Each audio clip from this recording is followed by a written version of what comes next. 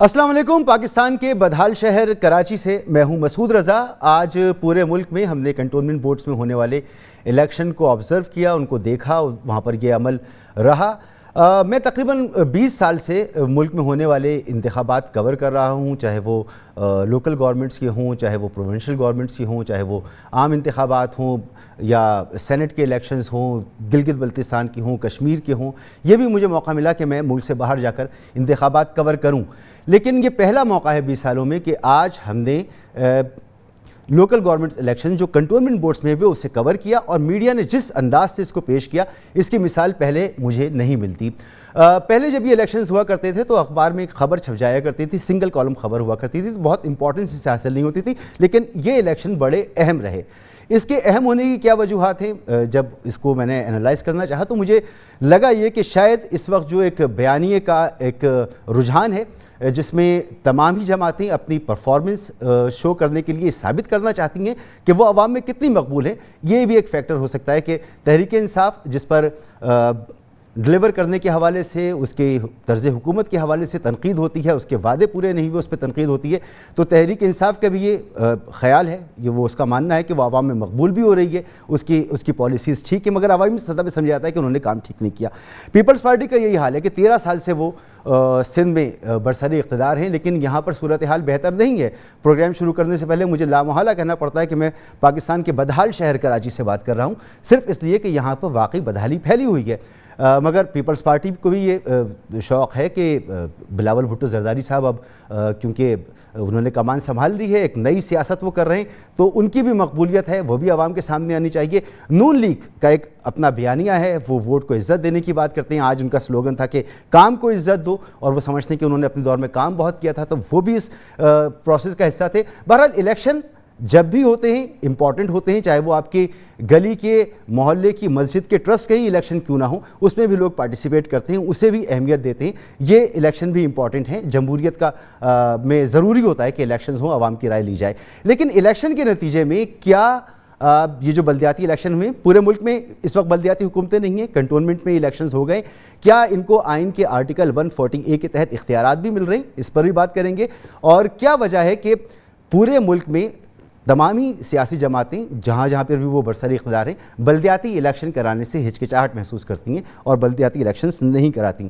بلدیاتی الیکشنز ہوں تو عوام کے بڑے مسائل حل ہوں گے، اس پر بات کریں گے۔ ساتھ ساتھ پاکستان میڈیا ڈیولپمنٹ اتھارٹی مجوزہ ایک قانون جس کو حکومت پاس کرنا چاہتی ہے، میڈیا اس پر سراپا احتجاج بنا ہوا ہے۔ اس وقت جب ہم بات کر رہے ہیں تو اسلام آباد میں پارلیمنٹ ہاؤس کے سامنے میڈیا کی صحافتی تنظیمیں جو ہیں وہ اس وقت وہاں پر احتجاج کر رہی ہیں، اور یہ احتجاج جاری رہے گا۔ دھرنا وہاں پر ہے، ساری رات وہاں پر رہیں گے، کل بھی یہ احتجاج جاری رہے گا، اور حکومت کو باور کرایا جا رہا ہے کہ آپ ایسا کالا قانون لے کر نہ آئیں جس کے آنے کے بعد میڈیا کے لیے مشکلات میں اضافہ ہو جائے اور آزاد صحافت اور زیادہ مشکل ہو جائے۔ ساتھ ساتھ آج نیشنل سیکیورٹی ایڈوائزر اور جناب وزیر خارجہ اور انسانی حقوق کی وزیر، انہوں نے ایک پریس کانفرنس کی اور بتایا کہ بھارت کشمیر کی تحریک آزادی کو کس طریقے سے بدنام کرنا چاہتا ہے۔ یہ بتایا کہ داعش کے 5 کیمپ بھارت چلا رہا ہے بھارت کے اندر مقبوضہ کشمیر میں، اور آنے والے وقتوں میں وہاں پر داعش کے ذریعے دہشت گردی پھیلا کر عالمی سطح پر اس تحریک کو نقصان پہنچانا چاہتا ہے۔ تو یہ پاکستان کی اچھی کوشش۔ کشمیر پاکستان کی خارجہ پالیسی کا بنیادی جز ہے۔ 1948 سے مسلسل پاکستانیوں کے لیے کشمیر کا مسئلہ بہت امپورٹنٹ ہے۔ مہمانوں کا میں آپ سے تعارف کراؤں، عامر ضیاء صاحب میرے ساتھ موجود ہیں، سینئر تجزیہ کار، سر آپ کا بہت بہت شکریہ۔ ثنا بچہ صاحبہ میرے ساتھ موجود ہیں، اور ارشاد بھٹی صاحب میرے ساتھ موجود ہیں۔ تینوں مہمانوں کو آپ جانتے ہیں، بہت سینئر ہیں اور ان کے تجزیے آپ سنتے ہیں۔ آپ تینوں کا بہت بہت شکریہ۔ عامر ضیاء صاحب، آپ نے آج الیکشن کو آبزرو کیا ہوگا، کبھی ہم نے نہیں دیکھا کہ کنٹونمنٹ بورڈ کی جو انتخابات ہیں، بلدیاتی انتخابات، ان کو اتنی اہمیت دی گئی ہو۔ کیا میرا سمجھنا درست ہے کہ اس وقت جو بیانیے کی دوڑ ہے، اپنے آپ کو درست ثابت کرنا اور عوام میں اپنی مقبولیت ثابت کرنا، اس وجہ سے آج کے الیکشنز کو سیاسی جماعتوں نے زیادہ امپورٹنس دی، اس پہ زیادہ پیسہ خرچ کیا، زیادہ توجہ دی، اس لیے آج یہ بہت ڈسکس ہوئے ہیں؟ جی مسعود، آپ نے اہم زاویہ اٹھایا، بالکل آپ نے درست فرمایا کہ ماضی میں جب بھی کینٹونمنٹ بورڈ کے انتخابات ہوا کرتے تھے بہت کم اس پہ توجہ ہوا کرتی تھی، میڈیا اس کے اوپر بالکل توجہ نہیں دیا کرتا تھا، سیاسی جماعتوں کے لیے بھی بس چل چلاؤ کی بات ہوا کرتی تھی. تو یہاں پر یقیناً دو میرے خیال میں اس کے عنصر ہیں جس کی وجہ سے بہت زیادہ ایک فوکس ہو گیا ہے. اس میں پہلی بات تو یہ یقیناً ہماری سوسائٹی اتنی زیادہ پولرائز ہے، اتنا زیادہ ہمارے یہاں سیاسی طور پہ تقسیم واضح ہے، تو ہر سیاسی جماعت یہاں پر کامیابی حاصل کر کے جو ہے اس پوائنٹ کو انڈر اسکور کرنا چاہتی کہ جی ہم جو ہیں ایک مقبول جماعت ہیں. نون لیگ کے لیے یہ بہت ضروری ہے کہ وہ اپنے آپ کو ثابت کرے کہ اس کے ساتھ زیادتی ہوئی تھی. اسی طرح پی ٹی آئی کے لیے بڑا ضروری ہے کہ وہ ثابت کرے کہ ابھی تک ایک وہ مقبول جماعت ہے. اگر ہم سندھ کے تناظر میں بات کریں تو یہاں پر پاکستان پیپلز پارٹی ظاہر ہے کہ وہ اربن ایریاز میں اس طرح سے مقبول جماعت نہیں ہے. ان کی کوشش ہے کہ اپنا فٹ پرنٹ بڑھائیں اور متحدہ قومی موومنٹ بھی ظاہر ہے کہ زور لگا رہی ہے اور اس کے اب تک جو نتائج آئے تو ایک میں کہوں گا ملا جلا رہا تو یقیناً ان کے لیے بھی بہت اہم ہے. دوسرا اس کا میرے خیال میں زاویہ یہ ہے کہ ہمارا میڈیا جو ہے اس کو بھی کوئی نہ کوئی ایک نیا تماشا چاہیے ہوتا ہے. تو میرے خیال میں یہ بھی ایک تماشا، کیونکہ ہم لوگ جو ہیں خبر بناتے ہیں، کسی چیز کو ہم اہمیت دے دیتے ہیں، کسی چیز کو اہمیت نہیں دیتے، تو بعض اوقات اس میں سمجھتا ہوں کہ میڈیا کا بھی بہت عمل دخل ہے. اور کیونکہ جب میڈیا سینٹیمنٹ ڈرائیو کرتا ہے تو سیاسی جماعتیں بھی وہ کہتے ہیں جی میڈیا پہ اتنی زیادہ اس پہ توجہ ہے اور ہم اگر یہاں پر اچھی کارکردگی دکھائیں گے تو ہمیں کچھ براؤنی پوائنٹس مل جائیں گے. تو یقیناً لیکن پاکستان کی جو ایک مجموعی بڑی سیاسی منظرنامہ ہے اس پر اگر آپ ان انتخابات کا اثر دیکھیں، میں نہیں سمجھتا کہ یہ ایک اصل پیمانہ، اصل بیرومیٹر ہے کہ کون سی جماعت واقعی مقبول ہے اور کون سی جماعت واقعی جو ہے غیر مقبول ہے. جناب ٹھیک ہے. اچھا اسی طرح سے ارشاد بھٹی صاحب یہ بتائیں کہ بہرحال یہ تقریباً 20-21 لاکھ لوگ آباد ہیں کنٹونمنٹ بورڈز میں، اور یہاں سے جو نتائج آ رہے ہیں بہت بڑا سیمپل نہیں ہے مگر پھر بھی قابل ذکر تعداد ہے. تحریک انصاف اس وقت آگے نظر آ رہی ہے اور اس کے بعد نون لیگ ہے، پھر پیپلز پارٹی ہے، اور ایم کیو ایم کو تو ظاہر سی بات ہے کہ وہ سندھ تک ہی معاملہ ہے. آزاد امیدوار بہت بڑی تعداد میں ہیں جو اس میں کامیاب ہوتے نظر آ رہے ہیں. تو تحریک انصاف پہلے نمبر پر ہے. تحریک انصاف پر یہ الزام بھی ہے کہ جی انہوں نے وعدے پورے نہیں کیے، عوام کو ڈلیور نہیں کیا، مہنگائی آسمان کو چھو رہی ہے، نوکریوں کا وعدہ پورا نہیں کیا، گھر نہیں بنائے، کوئی وعدہ پورا نہیں کیا. پھر بھی تحریک انصاف آگے ہے، اس کی وجہ کیا ہے؟ دیکھیے پہلی بات تو یہ ہے کہ یہ ذہن میں رکھیے گا کہ جن پارٹیوں میں یعنی جن پارٹیوں کے اندر جمہوریت نہیں ہے انہوں نے ہمیں کیا جمہوریت دینی ہے. نمبر 1، جو پارٹیوں کے سربراہ ہیں ان کے مزاجوں اور رویوں میں جمہوریت نہیں ہے انہوں نے ہمیں کیا جمہوریت دینی ہے. اور جو ایک جمہوری رستے سے آتے ہیں اور بعد میں کوئی بادشاہ بن جاتا ہے، کوئی امیر المومنین بن جاتا ہے، کسی کو چین ماڈل پسند آ جاتا ہے، کسی کو سعودی ماڈل پسند آ جاتا ہے اور پھر وہ چل سو چل، تو انہوں نے ہمیں کیا جمہوریت دینی ہے. اور جو جمہور جن جماعتوں کے اقتدار میں جمہور رل گئی ہو اور جمہور جو ہے 1 لیٹر پٹرول اور 1 کلو آٹا خریدنے کے لیے بھی 10 بار سوچ رہی ہو اور مہنگائی اور بے روزگاری اور غربت نک و نک آ چکی ہو، وہاں کیا کنٹونمنٹس کے انتخابات، تو کیا یہ سب ڈرامے. آپ نے دیکھا کہ سپریم کورٹ کے کہنے پہ مسلم لیگ نون کے دور میں الیکشنز وہ انہوں نے کروائے الیکشنز، اس کے بعد ان کو فعال ہی نہ کیا، اس کے بعد ان کو اختیارات ہی نہ دیے، اس کے بعد جب اختیارات دیے تو ساتھ ڈی سی نظام بھی آپ نے وہ فعال کر دیا. کوئی ایک پارٹی جو یہ چاہتی ہو چند لوگوں کے علاوہ کہ اختیارات یا اقتدار نیچے عام لوگوں تک پہنچے، ہمارے خاندانوں سے باہر نکلے، وہ مجھے بتا دیں میں مان لوں گا. یہ جہاں تک آپ کا یہ سوال ہے کہ تحریک انصاف آگے ہے تو اور باقی سارے پیچھے ہیں، اس میں ایک ٹرینڈ آپ کو نظر آ رہا ہوگا آزاد امیدواروں کا. یہ ایک بیزاری بھی ہے، اکتاہٹ بھی ہے، اور دونوں طرف کے جو بیانیے ہیں وہ جگاڑ پروگرام اور ٹوپی ڈرامے ہیں ان سے لا تعلقی بھی ہے. تحریک انصاف آکسیجن ہے تتر بتر اور کمپرومائز ڈھیلوں والی اپوزیشن کے لیے، اور یہ تتر بتر ڈھیلوں والی اپوزیشن آکسیجن ہے تحریک انصاف کے لیے. کبھی آپ نے اتنی کمزور گورنمنٹ، اتنی بیڈ پرفارمنس اور اتنی بیڈ گورننس والی حکومت دیکھی تھی کہ جو اپنے سب وعدوں سے، یہ آج جو میڈیا والے باہر بیٹھے ہوئے ہیں یہ کیمپ لگا کے عمران خان کے آج چل رہے ہیں سارے کہ آزاد جمہوریت کے لیے آزاد میڈیا ضروری ہے، مضبوط جمہوریت کے لیے مضبوط میڈیا ضروری ہے. میں میڈیا کو سلام کرتا ہوں.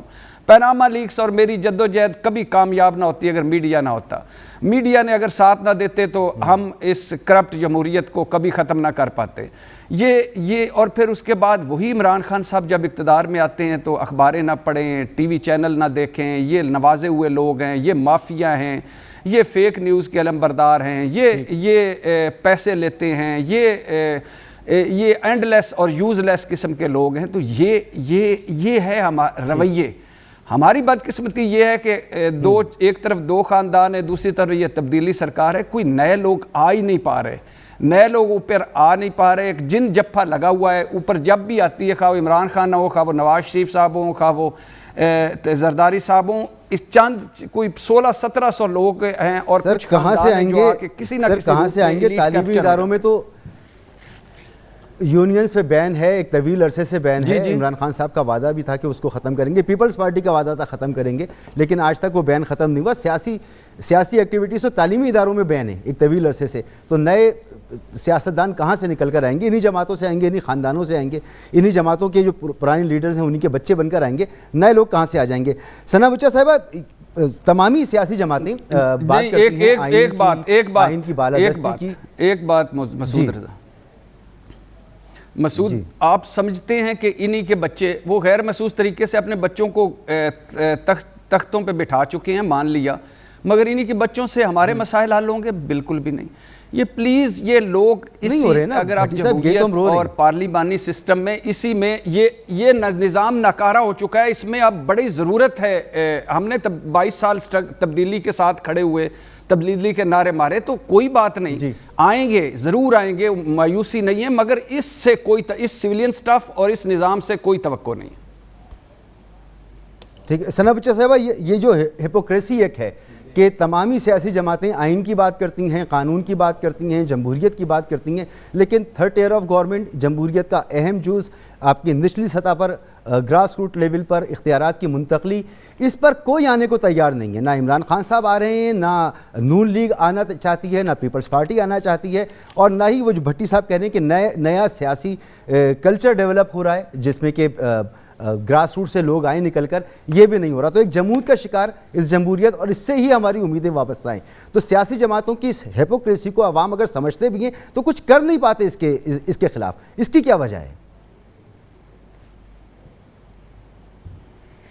تھینک یو مسعود. ایک تو جمہوریت کو مٹھائی کا ڈبہ نہیں ہے جس کو میں کہیں منتقل کر دوں یا کسی کو دے دوں. جمہوریت حاصل کی جاتی ہے، جمہوریت کی لڑائی لڑنی پڑتی ہے، اور جمہور ایسی کوئی چیز نہیں ہے، کوئی زیور نہیں ہے جو مجھے دے دیا جائے ورثے میں یا مطلب میرے اکاؤنٹ میں ڈال دیا جائے. اس طرح کی کوئی چیز نہیں ہوتی. دوسری بات، آپ نے جو بات کی منتقلی کی، تو یہ تو مجھے ہنسی آتی ہے کیونکہ جہاں پہ اب یہ لفظ انتخابات آتا ہے نا، وہاں مجھے صرف یہ نظر آتا ہے یا سنائی دیتا ہے، مطلب ایک گونج سی سنائی دیتی ہے ہر جگہ سے کہ یہ تو دھاندلی زدہ الیکشنز ہیں، یہ تو جو کرانے والے ہیں وہ پیسے کھائے ہوئے ہیں، جو کراتے ہیں انہوں نے پیسے کھائے ہیں، جنہوں نے ووٹ کیا ان کو سمجھ نہیں ہے، جنہوں نے ووٹ کیا ان کا ووٹ بیکار چلا گیا.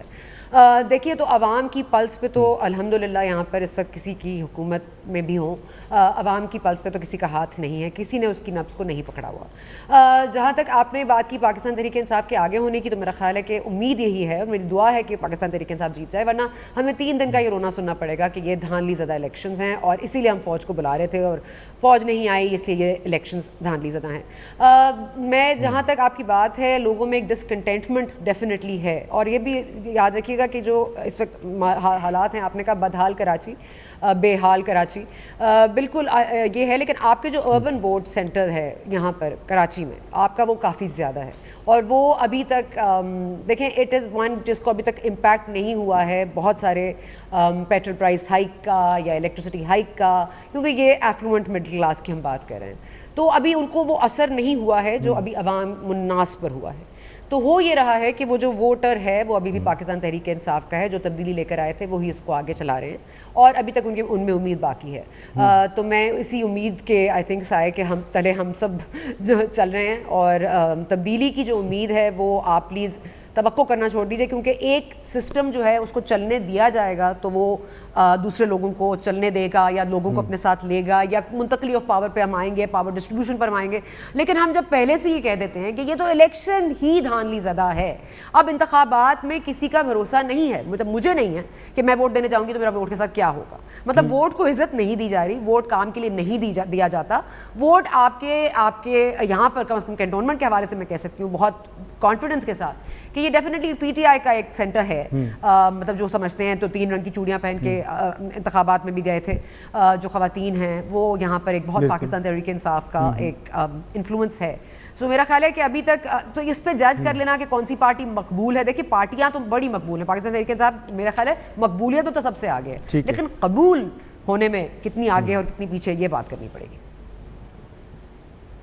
بالکل درست, بڑا مناسب آپ نے تجزیہ کیا.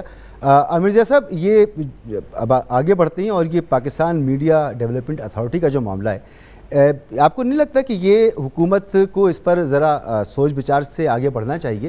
مجھے مشرف صاحب کا زمانہ بھی یاد ہے کہ سب کچھ ٹھیک چل رہا تھا اور پھر اس زمانے میں بھی کبھی آٹا غائب ہوا, پھر چینی غائب ہوئی اور پھر میڈیا پر قدغن لگی اور پھر وکلا باہر نکل آئے تو بڑے مسئلہ پیدا ہو گیا تھا. اس وقت آپ کو کیا لگ رہا ہے کہ ایسی کوشش اگر حکومت کرتی ہے اور میڈیا کو, پہلے میڈیا کوئی اچھے حالات میں نہیں ہے مگر اگر مزید اور کوشش کرتی ہے تو اس کا جو امپیکٹ آئے گا وہ حکومت اس کو کنٹرول کر لے گی؟ اس نے اس کو کیا ہوا ہوگا, جج کیا ہوا ہوگا کہ کیا اس کا رد عمل آنا ہے؟ جو مسعود, اگر آپ مجھے اجازت دیں, وہ کہتے ہیں نا پولیٹیکلی انکریکٹ ہونے کی تھوڑا سا. اب مجھے پتہ ہے ایک تو سوال یہ ہے کہ ہمارے ہاں ہمیں یہ سمجھنا چاہیے, یہ سوال اپنے آپ سے کرنا چاہیے کہ جو ہمارا میڈیا کا منظرنامہ ہے کیا وہ درست ہے؟ کیا ہمارے یہاں جو میڈیا ہے وہ واقعی ریفلیکٹ کرتا ہے اس چیز کو کہ جس کی ہم آئیڈلزم کی بات کرتے ہیں کہ جی بڑی آبجیکٹیو فیئر جرنلزم کر رہے ہیں, بہت ہی ہم جو ہیں بیلنس جرنلزم کر رہے ہیں, کہ ایک ہمارا سوال ہونا چاہیے اپنے آپ سے. تو میرے خیال میں ہمیں جو مرض لاحق ہے وہ یہ ہے کہ جی ہماری صحافت جو ہے بڑا سنسنی خیزی کا شکار ہے اور اس میں آدھا سچ بھی بولا جاتا ہے, اس میں جناب پارٹی لائن بھی چلائی جاتی ہے, ساری چیزیں ہیں. امراض مجھے اس پہ بیان کرنے کی ضرورت نہیں ہے کہ ہم لوگ کس طرح کی صحافت کر رہے ہیں. یہ حتیٰ کہ ہمارے ٹی وی کے اوپر آپ دیکھیں مگر عامر رضا صاحب, آپ یہاں بیٹھے, میں آپ کو جانتا ہوں, آپ بڑی بیلنس صحافت کرتے ہیں. ارشاد بھٹی صاحب ہیں, ان کا ایک منفرد انداز ہے مگر وہ ہر طرح کی بات کرتے ہیں, کہیں زیادتی ہوتی ہے. ثنا کو ہم نے دیکھا ہے, تو ہم لوگ بھی تو ہیں نا, ہم بیٹھے ہوئے ہیں, ہم لوگ بات کر رہے ہیں, تو ہم بھی تو ایک سیگمنٹ ہے نا اسی میڈیا کا. میں یہ عرض کروں گا, دیکھیں غالب ٹرینڈ کی بات ہوتی ہے نا کہ اوور ویلمنگ ٹرینڈ کیا ہے, اس میں یقیناً ایسی بہت اچھی مثالیں جیسا آپ نے فرمایا بالکل ہیں اور ہوں گی, پرنٹ میڈیا میں بھی ہے, لیکن میں ایک اوور ویلمنگ ٹرینڈ کی بات کر رہا ہوں جو ہمارے روایتی, جس کو آپ ٹریڈیشنل میڈیا کہتے ہیں. پھر جو ہمارا سوشل میڈیا ہے جس کو نیو میڈیا کا نام دیا جا رہا ہے, وہ بالکل مادر پدر آزاد میڈیا ہے. وہاں پر آپ دیکھیں کہ 4 لیٹر ورڈ استعمال کرتے ہیں. ہمارے بڑے بڑے صحافی سمجھتے ہیں کہ اگر ہم گالی نہیں لکھیں گے جملے کے ساتھ تو جناب ہماری ٹویٹ میں وزن پیدا نہیں ہوگا. میں آپ کو 20 مثالیں دے سکتا ہوں اس کی. وہاں پر ہم دیکھتے ہیں کہ باقاعدہ فرقہ واریت کو جو ہوا دی جاتی ہے, وہاں پر لسانیت کو ہوا دی جاتی ہے, وہاں پر وہ تمام باتیں کی جاتی ہیں کہ کوئی بھی ذمہ دار صحافی جو ہے وہ قلم کے ذریعے یا ٹی وی کے اسکرین پہ وہ کہنا مناسب نہیں سمجھے گا. تو ہمارے یہاں پورا میڈیا کا منظرنامہ چینج ہو گیا ہے, بڑا تبدیل ہو گیا ہے. ہمارے یہاں جو قوانین ہیں وہ تمام کے تمام اس وقت کے ہیں کہ جب نیو میڈیا نہیں آیا تھا. تو ہمیں اس بات کی یقیناً ضرورت ہے کہ ہم جو ہیں اس چیز کو کہتے ہیں نا کہ ریگولیٹ کا لفظ اگر لوگوں کو بہت برا لگتا ہے, کہ ہم کم از کم اس طرح کے قوانین وضع کریں کہ جیسے مغربی ممالک میں ہیں جہاں پہ لائبل ڈیفیمیشن کے لاز بہت سخت ہیں اور وہاں پہ اکاؤنٹیبلٹی ہوتی ہے. میں نے 12 برس فورن میڈیا کے ساتھ کام کیا ہے, تو ہمیں تو بڑا وہ ہوتا تھا, احتیاط کی جاتی تھی کہ کسی کا مطلب ہے کیس نہ ہو جائے ہمارے اس پہ نا. تو ایک تو یہ بات ہوئی. اب یہ جو میڈیا ریگولیٹ, یہ جو پاکستان میڈیا ڈیولپمنٹ اتھارٹی لے کر آ رہے ہیں, 1 منٹ میں اور لوں گا, اس میں یقیناً میں نہیں کہہ رہا کہ ہر چیز جو ہے وہ مسترد کر دینے والی اور ہر چیز جو ہے قبول کرنے والی ہے. کم از کم اس پر بات ضرور ہونی چاہیے. اگر ورکرز کے رائٹس کی بات ہے, اگر وہ انشور کر رہے ہیں, بالکل ہونا چاہیے. اگر وہ اکاؤنٹیبلٹی کی بات کریں کہ جرنلزم رسپانسبلٹی کے ساتھ ہوتا ہے اور اکاؤنٹیبلٹی کے ساتھ ہوتا ہے. مادر پدر آزادی تو ہم نہ امریکہ میں ہے نہ یورپ میں ہے. میں آپ کو مثالیں دے سکتا ہوں, ایک طویل موضوع ہے, آپ مجھے دوبارہ موقع دیں گے تو میں مزید اس پہ بات کر لوں گا. جی بالکل ٹھیک ہونا چاہیے, لیکن کرے کون اور کہاں تک بھٹی صاحب کہ میڈیا کی آزادی بھی سلب نہ ہو اور ایک ریگولیشن بھی ہو. ٹھیک بات ہے, اگر غلط چیزیں ہوتی ہیں تو وہ نہ بھی ہوں. اس کے لیے پھر کریں کیا؟ ایک پرابلم تو ہے چاہے وہ ڈیجیٹل میڈیا ہے، کسی حد تک مین اسٹریم میڈیا میں بھی اس طرح کی صورتحال ہے، تو اس کو کنٹرول کرنا بھی ہماری ذمہ داری ہے۔ حکومت ایک کام کرنا چاہ رہی ہے تو اس کو ریفائن کیا جا سکتا ہے۔ حکومت کا آپ کو کیا موڈ نظر آ رہا ہے؟ وہ ہے ریفائن کرنے کے موڈ میں اور بیچ کا راستہ نکالنے کے موڈ میں، یا جو اپوزیشن کہہ رہی ہے کہ جی وہ تو اگلے الیکشن کی تیاری کر رہے ہیں اس لیے میڈیا کو دبانا چاہتے ہیں؟ اصل کہانی آپ کے نزدیک کیا ہے؟ ایک بریک کے بعد پروگرام میں آپ کو ایک بار پھر خوش آمدید۔ اس وقت پارلیمنٹ ہاؤس کے سامنے احتجاجی مظاہرہ جاری ہے۔ میڈیا ورکرز، میڈیا تنظیمیں وہاں پہ مظاہرہ کر رہی ہیں۔ پاکستان میڈیا ڈیولپمنٹ اتھارٹی کا جو قانون، مجوزہ قانون حکومت لانا چاہتی ہے اور یہ اتھارٹی بنانا چاہتی ہے، اس کے خلاف ہے۔ اگر یہ میڈیا یہ سمجھتا ہے کہ اگر یہ اقدام ہو گیا تو میڈیا پہ قدغنیں لگ جائیں گی، آزاد صحافت اور زیادہ مشکل ہو جائے گی۔ بھٹی صاحب، ابھی بریک سے پہلے بات ہوئی عامر ضیاء صاحب سے بھی اس پر، یہ جو ایک بات کی جاتی ہے خود احتسابی، میڈیا ہمیشہ یہ کہتا رہا ہے کہ جی ہم خود احتسابی کے عمل سے گزرنے کو تیار ہیں، اور مجھے یاد ہے کہ یہ 2005، 2006، 2007 بم دھماکوں اور دہشت گردی عروج پر تھی اور بریکنگ نیوز کی دوڑ لگی ہوتی تھی۔ میڈیا نے اپنا خود کوڈ آف کنڈکٹ بنایا اور ہم نے بڑی احتیاط سے، بڑی ذمہ دارانہ طریقے سے ہم نے ان مشکل حالات میں بھی رپورٹنگ کی ہے اور ہم نے میڈیا میں کام کیا ہے۔ راشد قریشی صاحب سے لے کر شوکت سلطان صاحب سے لے کر اس وقت تک آئی ایس پی آر کے ساتھ میڈیا رابطے میں رہتا ہے، حکومتوں کے ساتھ رابطے میں رہتا ہے، سیاسی جماعتوں کے ساتھ، مختلف واک آف لائف کے جو لوگ ہیں ان سے رابطوں میں رہتا ہے، اور امیکیبلی طریقے سے میڈیا رسپانسبلٹی سے آگے بڑھتا ہے۔ کیوں ضرورت محسوس کر رہی ہے حکومت اس وقت پاکستان میڈیا ڈیولپمنٹ اتھارٹی کی؟ کیا جو طریقہ کار رائج تھا وہ ناکام ہو چکا ہے؟ دیکھیے، میں اب اپنی بات وہیں سے شروع کرتا ہوں۔ یہ ہے ہمارے جمہوروں کا مائنڈ سیٹ۔ یہ پیپلز پارٹی دیکھ لیں، یہ بے نظیر بھٹو صاحبہ نے مقدمے قائم کیے، نواز شریف صاحب دیکھ لیں غداری کے مقدمے، وہ ایک پیج پہ جنگ آ گیا، میر شکیل الرحمان، ملیہ لودھی، نجم سیٹھی اور کیا کیا۔ یہ عمران خان صاحب جو 22 سال میڈیا جن کی ڈارلنگ تھا اور جو میڈیا کی ڈارلنگ تھے، یہ جب اقتدار میں آئے ہیں تو یہ ہے ان کا مائنڈ سیٹ ہمارے، جن کو اس لیے میں کہتا ہوں کہ یہ جمہوریت کی ضد ہیں۔ یہ ہم جیسے لگتے تو ہیں مگر ہم جیسے نہیں ہیں، کیونکہ انہوں نے کبھی بجٹ نہیں بنایا، کبھی ہمارے نلکے سے پانی نہیں پیا، کبھی گیس اور بجلی کے بل ہماری طرح نہیں دیے، کبھی یہ ہماری یوٹیلٹی اسٹوروں سے چیزیں نہیں خریدی، کبھی انہوں نے ہمارے اسپتالوں میں نہیں لیٹے، کبھی ہمارے اسکولوں میں نہیں گئے۔ تو اس لیے ہم بھی رل رہے ہیں، یہ بھی رل رہے ہیں۔ اب میں مان لیتا ہوں کہ ہم میں خرابیاں بھی ہیں میڈیا میں میڈیا کی بات کر رہا ہوں، ہم میں غلطیاں بھی ہوں گی، ہم کو پرفیکشن اور پرفیکٹ ذات اللہ کی ہے۔ یہ بھی میں مان لیا کہ میڈیا مادر پزر آزاد نہیں ہونا چاہیے، میڈیا آزادی کی بھی ایک ریڈ لائن ہونی چاہیے، میڈیا جانبدار نہیں ہونا چاہیے، میڈیا کو ایس ایچ او نہیں بننا چاہیے، میڈیا کو پسند ناپسند میں نہیں پڑھنا چاہیے، میڈیا کو سیاست نہیں کرنی چاہیے، میڈیا کو سیاسی جماعتوں کا اعلیٰ کار نہیں بننا چاہیے، میڈیا کو حکومتیں گرانے بنانے کے عمل میں حصہ نہیں لینا چاہیے۔ اور مان لیا کہ سوشل میڈیا جس کی یہ ہمارے ساتھ بیٹھی ہوئی ہیں ثنا بچا صاحبہ، یہ کئی مرتبہ اپنی ٹرولنگ بھگت چکی ہیں اس سوشل میڈیا پہ، اور کون ہے جو نہیں بھگتا؟ ماں بہن کی گالیاں، گھروں میں گھس جاتے ہیں سوشل میڈیا پہ۔ اور لیکن اس کا کیا یہ مطلب ہے کہ آپ کی نیت بھی صاف ہوگی، آپ کچھ اچھا بھی کرنا چاہتے ہو، لیکن اس کا یہ مطلب ہے کہ آپ یہ کوئی مارشل لا تھوڑا ہے؟ ڈکٹیٹر، یہ سویلین ڈکٹیٹر اس لیے برے لگتے ہیں کہ یہ آتے ہیں اور اپنے طور پہ بنائیں۔ بھائی سٹیک ہولڈرز کون ہیں؟ سٹیک ہولڈرز کو ساتھ بٹھائیں، فل سٹاپ کامہ ڈسکس کریں، ان سے آن لائن ان کو آن بورڈ کریں، ان کو بتائیں کہ یہ ہم کام کرنے جا رہے ہیں، یہ ساروں کی بہتری کے لیے ہے، اور یہ کریں۔ اگر آپ فیک نیوز روکنا چاہتے ہیں ان سے ڈسکس کریں، ان کے ساتھ بیٹھیں، رول بنائیں۔ اگر آپ لوگوں کی ہماری نوکریوں کا آپ کو بڑا ہے کہ ہمدردی ہے، اس پہ بات کریں۔ اگر آپ چاہتے ہیں کہ میڈیا مالکان کو جبر سے یا ان کو دوسرے کو میڈیا ورکرز کو اوپر کرنا، بسم اللہ۔ اگر میڈیا میں بہتری چاہتے ہیں، بسم اللہ۔ مگر یہ تو کوئی طریقہ نہیں ہے نا کہ دوسری کابینہ میٹنگ سے فروغ نسیم صاحب اور کئی وزیر ہر مرتبہ کہ اس کو کیسے، ضرور بحث ہوتی ہے کہ ان کو کیسے دبایا جائے، ان کو کیسے روکا جائے، ان کے خلاف کیسے کام کیا جائے۔ آپ صرف اس ملک میں حد کے عزت کا جو ہے نا وہ قانون ریفائن کر لیں، مقررہ وقت کے اندر اس میں سزا دے دیں تو وہی بڑا ہے۔ کبھی برطانیہ میں، امریکہ میں یا یورپ میں کیوں نہیں کوئی صحافی اس طرح کرتا کہ وہ بغیر ثبوت کا خبر لگا دے؟ کیونکہ وہاں قانون موجود ہے اور قانون پر عمل موجود ہے۔ ہمارے یہاں قوانین موجود ہیں، عمل کوئی نہیں۔ اب پہلی اتھارٹیز اتنی بنی ہوئی ہیں میڈیا کی، اس پہ ایک اور اتھارٹی تو اگر بنانی ہے، آپ کی نیت صاف ہے، آپ بالکل بسم اللہ، لیکن ان ساروں کے ساتھ بیٹھیں۔ آج ان کو پریس کلب کے آگے بیٹھنا پڑتا ہے، زبردست پوائنٹ آپ نے اٹھایا، دھرنا نہ دینا پڑتا۔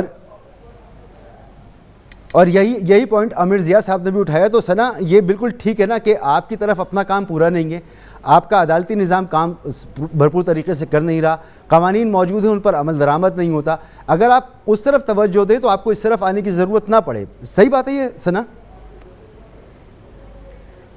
دیکھیے, جو حکومت اسلامیات اور اسلامک سٹڈیز کو کمپلسری بنا دے اسکولوں میں, میرا خیال ہے ان کو اتنا تو پتہ ہونا چاہیے کہ آپ کا جب آخرت میں سوال ہوگا آپ کے اپنے اعمال پر ہوگا, نہ کہ دوسرے نے کیا کیا اس کے اعمال پر. تو یہ جو حکومت ہے میرا خیال ہے وہ بیسک جو رول ہے وہ ایاک نعبد و ایاک نستعین سے تھوڑا سا آگے بڑھے تو اور بھی بہت ساری چیزیں ہیں جو کہ ان کو سمجھنی چاہیے.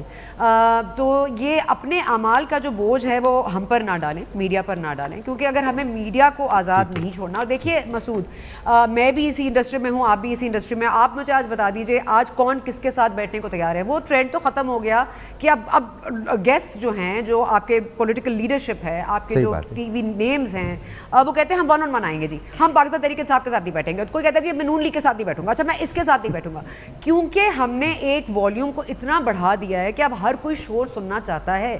آپ جب بھی والیوم کو بڑھائیں گے تو پھر مجھے بھی اپنے آپ کو سنوانے کے لیے اپنی آواز بڑھانی پڑے گی.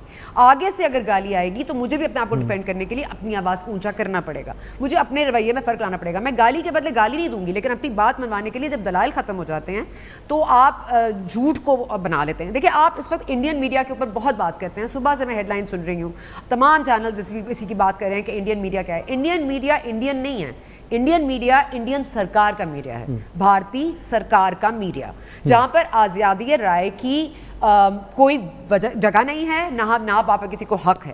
ٹھیک ہے, یہاں پر ایسے ہی معاملات میں جہاں پہ میڈیا کو اس قدر آپ اپنے لیے یا سرکار کے انڈر آ جاتی ہے, وہاں سچ نہیں نکلتا. کشمیر کے اوپر آج کوئی بولنے کو تیار نہیں, کیوں نہیں ہے؟ مودی صاحب نے کشمیر سے لے کر اپنی لوک سبھا تک اور اپنے میڈیا سے لے کر, اپنے اینکر سے لے کر, اپنی رپورٹر سے لے کے اپنی اخبار میں چھوٹی چھپنے والی خبر تک یہ بات کو طے کر لیا ہے کہ کیا لکھا جائے گا, لیکن سب یاد رکھا جائے گا, سب یاد رکھا جائے گا. اس لیے یہ بات بہت سمجھنی اہم ہے کہ آج آپ کشمیر کے حالات بتانا چاہتے ہیں, آپ مودی کی سرکار کا اصل چہرہ دکھانا چاہتے ہیں, لیکن انڈین میڈیا یہ نہیں ہے جو 8 چینلز میں سے آپ لوگ ساؤنڈ بائٹس نکالتے ہیں. انڈین میڈیا وہ بھی ہے جو بین ہوئے, جن کی نوکریاں گئیں, جو سوشل میڈیا پہ اپنی آواز اٹھانے کی کوشش کرتے ہیں, جو بھارت میں رہتے ہوئے کشمیر کے کوز پہ بولتے ہیں. اروندھتی رائے از اے فائن ایگزامپل, اس کے ساتھ کیا ہوا ہے, بھارتی سرکار نے یا مودی سرکار نے ان کے ساتھ کیا کیا ہے. اس لیے اگر آپ اپنے آپ جولین اسانج اور اس طرح کے یہ رائے صاحبہ جیسے ایگزامپلس بناتے رہیں گے, وہاں ہم اپنے ایگزامپلس کھڑے کرتے رہیں گے. پاکستان اب تک اسی لیے بچا ہے, آپ پلیز سمجھیے, پلیز میں کسی طرح سے سمجھا سکوں کہ مجھے اپنے ملک سے بہت محبت ہو سکتی ہے, لیکن مجھے اپنے ملک کی کوئی عادت ناپسند بھی ہو سکتی ہے. مجھے ان کا جمہوریت لانے کا یا لے جانے کا یا حکومت لانے اور گرانے کا طریقہ ناپسند ہو سکتا ہے. اس لیے میں غدار نہیں ہوں, مجھے اپنے ملک سے محبت, اس سے پلیز نتھی مت کریں کہ میں اپنے لیے یا کنسٹرکٹیو کرٹیسزم کی جگہ ہر جمہوریت میں, ہر پنپتے ہوئے سسٹم میں بہت ضروری ہے. اور آپ اس آواز کو دبائیں گے تو پھر آپ بھی بھارتی میڈیا سے فرق تو نہیں ہوں گے نا, جہاں پہ سچ کی کوئی پہچان نہیں ہے, پروپیگنڈا کی پہچان ہے, تو آپ کروا لیجئے پروپیگنڈا. بالکل ٹھیک بات ہے. اور آج اگر مذاق بنا ہوا ہے انڈین میڈیا, تو آج سے 10 سال پہلے نہیں تھا, کیونکہ 10 سال پہلے اس میں وہ نام موجود تھے جو تنقید بھی کرتے تھے اور تعریف بھی کرتے تھے, بیلنس صحافت کرتے تھے, لیکن آج وہ اس کا حصہ نہیں ہے. تو وہ ایک پروپیگنڈا موڈ میں چلا گیا اور اسے سیریسلی نہیں لیا جاتا. اگر یہی طرز عمل پاکستان میں اختیار کیا گیا تو پاکستان کا میڈیا بھی بھارت کے میڈیا کی طرح شاید اتنا میچور نہ رہے. ایک بریک کی طرف نہیں جانا ہے, اور بریک کے بعد جب ہم واپس آئیں گے تو پھر آج پاکستان نے بھرپور انداز میں کوشش کی ہے کہ انڈیا کا وہ مکروہ چہرہ جو کشمیر میں جو اس کی کوششیں ہیں, جو اس نے ظلم و زیادتی وہاں پر کیے, اور آگے جو اس کا پلان ہے وہ دنیا کے سامنے رکھے. یہ کوششیں کتنی امپورٹنٹ ہیں اور اس میں مزید کیا ضرورت ہے, آگے ان کوششوں کو بڑھانے کے لیے مزید اور کیا گنجائش موجود ہے, اس پہ بات کریں گے ایک بریک کے بعد. پروگرام میں آپ کو ایک بار پھر خوش آمدید. عامر ضیاء صاحب, کشمیر ہماری خارجہ پالیسی کا ایک پلر ہے, اور آج نیشنل سیکیورٹی ایڈوائزر, وزیر خارجہ اور وزیر انسانی حقوق اور دیگر آفیشلز نے بھارت کا مکروہ چہرہ قوم کے سامنے رکھا ہے, اور یقینی طور پر بین الاقوامی برادری کو بھی ہم بتا رہے ہیں کہ بھارت کس طریقے سے داعش کے ذریعے اب وہاں پر اپنی مذموم کارروائیاں کر کے اس تحریک آزادی کشمیر کو غلط رنگ دینا چاہتا ہے. تو کیا واقعی جس طرح سے آج ہم نے پاکستان میں یہ سب کچھ بیان کیا ہے، یہ حکومت باہر بھی اسی طریقے سے کشمیر کے مسئلے کو اٹھا رہی ہے، اور اپوزیشن کے جو الزامات ہیں کشمیر کے حوالے سے اس حکومت پر، اس میں کتنی صداقت اور کتنے وہ جائز ہیں؟ مسعود صاحب، بات یہ ہے کہ بھارت کا جو کہتے ہیں نا مکروہ چہرہ، وہ پوری دنیا کے سامنے پہلے سے آشکار ہے، لیکن اس کی مکروہ چہرے ہونے سے کوئی فرق نہیں پڑا اس سے، کیونکہ جو مغرب ہے وہ اس پہ اسی طرح مہربان ہے۔ اس کی وجہ یہ کہ اس کے بہت زیادہ اکنامک انٹرسٹ ہیں، کمرشل انٹرسٹ ہیں، اور پاکستان چاہے تواتر سے ہم لوگ کہتے رہیں کہ جناب بھارت نے پہ یہ ظلم کیا، کتنی زبانی جمع خرچ کر لیں تو اس سے کوئی فرق نہیں پڑے گا، اور آپ دہراتے رہیں، اچھی بات ہے، لیکن میں سمجھتا ہوں کہ جس محاذ پر پاکستان نے واقعی کم کوشش کی جتنی ہمیں کرنی چاہیے، جب ہم کہتے ہیں کشمیر شہرگ ہے ہماری، اور کشمیر جو ہے 5 اگست 2019 کے بعد جس طرح کے اقدامات ہوئے تو وہ تو بھارت نے ایک سرخ لکیر کو عبور کر لیا، اس سے پہلے انہوں نے جہاز بھیج کے بھی سرخ لکیر کو عبور کیا تھا، تو ہمیں اس سے کہیں زیادہ کوششیں کرنی چاہیے تھی، اور ہماری صرف ایک کہتے ہیں سفارتی محاذ پہ نہیں، جو ہم کر سکتے تھے، مطلب ہے اگر ہم کم از کم فضائی وہ ختم کر دیتے، رابطے ان کو الاؤ نہ کرتے، ہم کم از کم جو ہے جو 2 طرفہ معاہدے ہم نے کیے تھے، کیونکہ بھارت ان کو ختم کر چکا ہے، تو ہم یک طرفہ طور پہ ہم بھی ان کو ختم کرتے تھے، چاہے شملہ معاہدہ ہو، چاہے اور ہم لوگوں نے کیا ہو، اسی طرح ایل او سی کو آپ کہتے کہ جی ابھی سیز فائر لائن ہے، جب تک آپ اپنی آنکھیں نہیں دکھائیں گے، آپ جو سمجھتے ہیں کہ بیانات سے، ٹویٹ کرنے سے، ہم قرارداد پیش کرنے سے، ڈوزیئر سے اگر کشمیر جو ہے آزاد ہو جائے گا، تو میرے خیال میں ایسا نہیں ہوتا، تاریخ جو ہے وہ کہیں پر ایسی آپ کو مثال نہیں ملتی کہ اس طرح سے ہوتا ہو، گو کہ ہمارے جو وزیر وہ خارجہ ہیں وہ بار بار یہ کہتے ہیں کہ سارے مسئلے جو ہیں مذاکرات سے حل ہوتے ہیں، لیکن ایک جملہ، لیکن مذاکرات سے مسعود مذاکرات سے پہلے جو کچھ لوگ کوشش کرتے ہیں، جدوجہد کرتے ہیں، اس کی کوئی بات کرتے نہیں ہیں۔ جی آپ کے خیال میں؟ جی میں بالکل اس بات کا اندازہ ہے مجھے کہ آپ سے پہلے بھی اس پر بات ہوتی رہی ہے کہ مذاکراتی واحد حل نہیں ہوتا، دیگر آپشنز بھی ہیں، ان کو بھی ایکسرسائز کرنا چاہیے اور اس سے بھی حل نکلتے ہیں۔ بھٹی صاحب، حکومت کی کوششیں، موجودہ حکومت، کشمیر کیا کچھ ہو گیا کشمیر میں، اور ہم اس کا مکروہ چہرہ دنیا کو دکھانے کافی ہے اتنا؟ دیکھیے دو طریقے ہیں، ایک طریقہ یہ ہے کہ جس سفارتی سطح پر، اخلاقی سطح پر اور عالمی سطح پر یہ مقدمہ اٹھایا جائے اور بار بار اٹھایا جائے، اس میں ٹویٹس بھی امپورٹنٹ ہیں، اس میں بیانات بھی امپورٹنٹ ہیں، اس میں اقوام متحدہ اجلاس ہو، باہر ہو، ہمارے سارے سفارت خانوں ہو، خارجہ منسٹری ہو، جو بھی ہو، اور اس میں واقعی یہ ہے کہ بہت کچھ کرنے کی ضرورت ہے۔ دوسرا کیا طریقہ ہے، مجھے یہ سمجھ نہیں آتی کہ جو کہتے ہیں کہ یہ ایک تو مجھے اس کی سمجھ نہیں آتی کہ عمران خان کشمیر فروش ہے، اس نے کشمیر فتح دے دیا، یعنی پہلے ہمارے پاس تھا، پھر اس نے ان کے حوالے کر دیا۔ دوسرا کیا ہے، دوسرا لڑنا رہ جاتا ہے، تو لڑ لیں۔ بات یہ ہے کہ مسلم یہ مفادات کی دنیا ہے، جذبات کی نہیں۔ مسلم امہ فارغ، یعنی ان کے ساتھ مہذب دنیا کو کشمیر نظر نہیں آتا۔ بھٹی صاحب، میرا وقت ختم ہو گیا، بہت معذرت، بہت امپورٹنٹ موضوع ہے مگر ہمیں اس پہ وقت کم ملا۔ بہت بہت شکریہ آپ کا ثنا بچہ صاحب، آپ کا بہت بہت شکریہ، عامر ضیاء صاحب آپ کا بہت بہت شکریہ۔ پروگرام آپ نے دیکھا، اجازت دیجیے، اللہ حافظ۔